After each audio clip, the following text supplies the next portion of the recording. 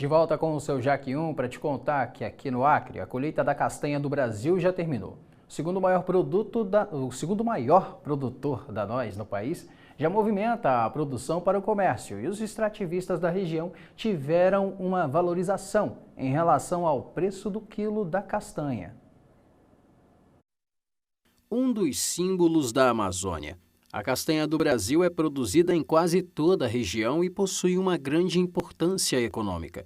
Em 2022, a castanha correspondeu à terceira maior taxa de exportação no Acre, atrás dos grãos e da madeira e seus derivados.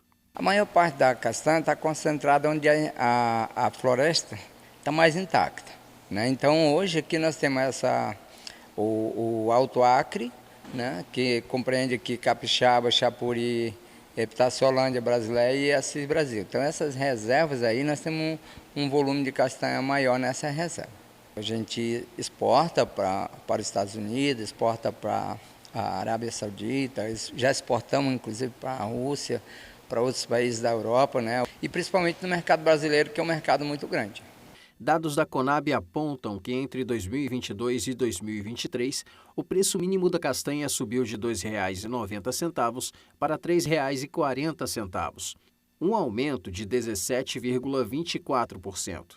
Ainda segundo a companhia, desde janeiro deste ano, o preço médio do quilo da amêndoa oscilou entre R$ 4,33 e R$ 4,00 no estado. Grande parte da castanha beneficiada pela indústria no Acre é produzida nas regiões do Baixo e Alto Acre, uma semente que gera renda para os produtores.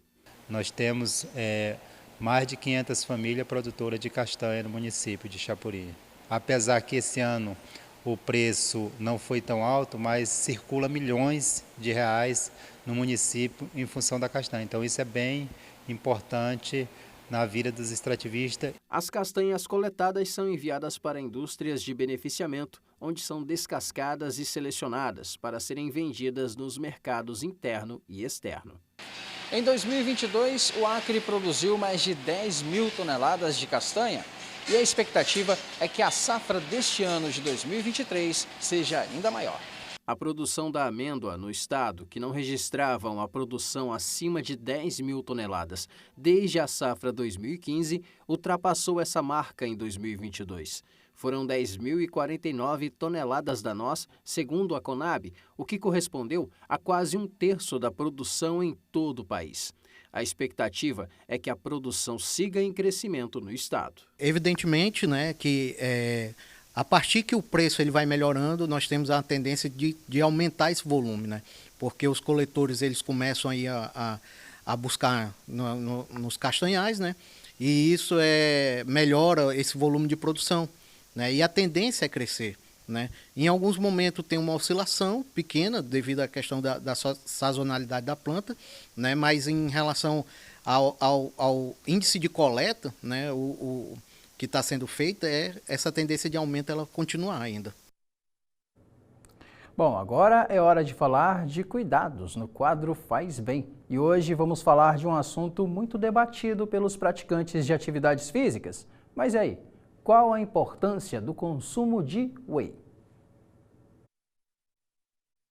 Para quem se exercita, sem dúvida nenhuma, ele é bem conhecido.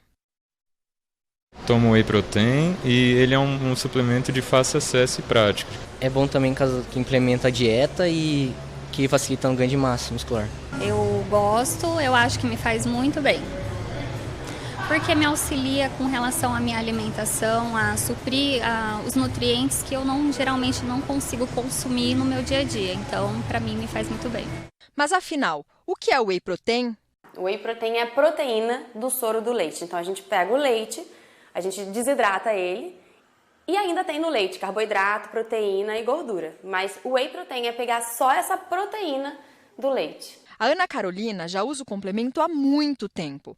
Para ela, é o diferencial na hora dos treinos e também para alcançar o seu objetivo. Aumenta bastante a parte de saciedade, né? Então você acaba conseguindo ter uma refeição mais completa. também na parte de nível muscular, então você fica mais preparada para o dia a dia e para as atividades que a gente vai desenvolvendo na academia, né? Como as aulas, parte de musculação também. Como é um suplemento alimentar, ela utiliza a proteína do soro do leite em algumas refeições específicas. Eu normalmente coloco o whey protein nas minhas refeições. Então, normalmente horários que eu não como proteína. Então, café da manhã, café da tarde, ou até antes mesmo de dormir, que eu faço um mingauzinho. O whey protein ele ajuda muito as pessoas a atingirem a quantidade de proteína diária, porque a maior parte da população não consome a quantidade que precisa de proteína por dia. Então, normalmente uma pessoa fala, eu vou fazer dieta. E aí o lanche da tarde dela é uma fruta, é uma torradinha, por exemplo, com requeijão. E são alimentos que podem ser incluídos, mas eles são apenas fonte de carboidrato. Então eu acho que ele é essa alternativa prática para o nosso dia a dia. Assim que ingerida, a proteína do soro do leite chega ao estômago, onde é quebrada em pequenos pedaços que são chamados de aminoácidos. Eles são absorvidos no intestino e distribuídos pela corrente sanguínea para formar as estruturas dos tecidos. A vantagem do whey protein é que é uma proteína de absorção mais rápida, mais fácil. A principal indicação, aumento de massa muscular. Também tem doenças que levam à deficiência de massa muscular. Então, para essas pessoas também, a deficiência de massa muscular é uma alteração que chama sarcopenia. Mas quando falamos em consumo, não é fácil alcançar a quantidade diária ideal. Para saber quanto temos que comer de proteína, é só multiplicar o seu peso pelo valor indicado pelo nutricionista, que pode variar entre 1,6 a 2,2 gramas de proteína. Então, vamos lá para um exemplo prático. Uma pessoa que pesa 56 quilos com orientação de 1,6 gramas de proteína por quilo, precisaria comer em torno de 90 gramas por dia. Uma porção de frango com 100 gramas, como essa daqui, tem em média 30 gramas de proteína. Pensando numa dieta com 90 gramas de recomendação diária, seriam necessárias 3 porções desta. Agora, um ovo cozido tem em média 6 gramas de proteína. Para alcançar a quantidade diária de 90 gramas, é necessário comer pelo menos 15 ovos. A proteína ela tem uma função muito estrutural, então os nossos músculos eles são feitos de proteína. E quando a gente fala em músculo, a gente não fala só esteticamente, eu vou estar forte, eu vou estar sarada, eu vou estar seca. Não, não é só isso. Então eu vejo a construção de massa muscular, a manutenção dela, inclusive, como uma forma de longevidade, sabe? De qualidade de vida. E mais do que isso, os nossos anticorpos, eles são proteínas. Então quando a gente tem uma alimentação deficiente em proteínas, a gente diminui a nossa imunidade. E fica aquela dúvida, né? Com tantos tipos de proteínas no mercado, vegana, extraída da carne, do leite, como fazer a melhor escolha? No geral, não tem muita diferença, porque só vai mudar a origem dele. Eu acho que é muito importante, independente de qual whey você for tomar, você sempre olhar a lista de ingredientes, para você escolher um que não tenha açúcar, que não tenha adoçantes artificiais, que não tenha aditivos, conservantes e coisas assim. E sim, se a pessoa ingerir mais que a quantidade necessária, pode ter problemas. A proteína ela é metabolizada, excretada, através do rins. Então você tem uma sobrecarga renal. Então é até uma das contraindicações da pessoa pegar e utilizar o whey, para pessoas que têm doença renal, que que tem comprometimento da função renal. Não é o caso do Felipe. Quando ele era mais novo, não sabia ao certo para que usar, mas agora, com orientação médica, ele sabe dos benefícios e está colhendo os frutos. Faz muita diferença, porque o nosso ganho de massa muscular e emagrecimento depende do consumo de proteínas, entendeu? Então, hoje é indispensável a gente estar usando o whey protein. Bom, então tá aí os benefícios e também as consequências do consumo do whey protein se não for controlado. Antes de, claro, consumir um produto desse tipo, é sempre bom consultar um especialista da área para você ter todos os cuidados em relação ao consumo de whey. E a gente vai agora saber o que é destaque no G1 Acre nesta quinta-feira. A Tácita já está aqui comigo no estúdio para trazer para a gente as principais informações e a gente vai falar primeiramente de educação, não é isso? Bom dia, boa tarde para você, Tácita. Boa tarde, Murilo, boa tarde para todo mundo que nos acompanha pelo Jornal do Acre, primeira edição.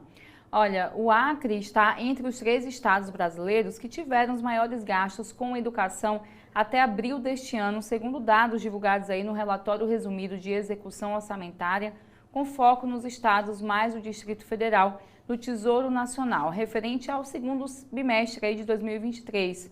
Essa é a primeira vez que o relatório traz um detalhamento das despesas liquidadas dos estados por função, revelando quantos entes gastam em suas áreas de atuação, como educação, saúde, transporte, entre outras áreas. De acordo com o relatório, entre janeiro e abril deste ano, 23% das despesas do Acre foram com educação.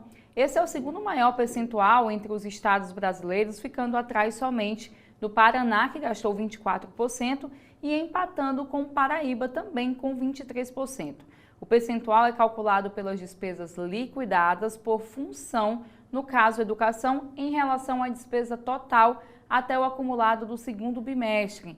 Na área da saúde, até o segundo bimestre, os gastos do estado acreano representaram 18% do total das despesas liquidadas. Esse é o 7º maior percentual do país. Os maiores percentuais gastos nessa área foram verificados no Tocantins, com 23%, Roraima, 22% e no Amapá, 20%, enquanto os menores foram registrados aí no Mato Grosso do Sul, com 8%, no Paraná, com 9%, e São Paulo também com 9%.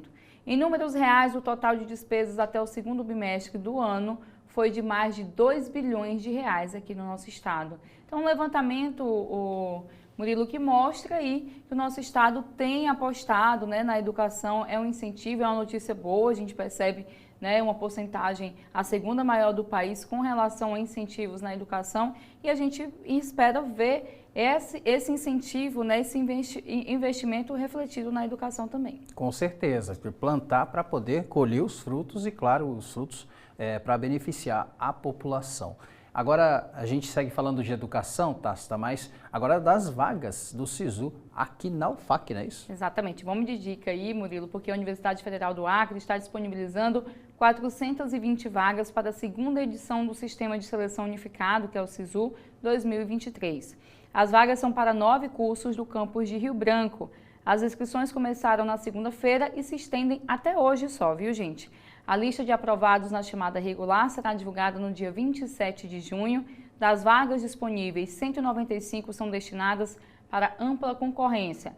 A maior nota de corte parcial entre os cursos com vagas disponíveis é de medicina, né? De mais de 840 pontos.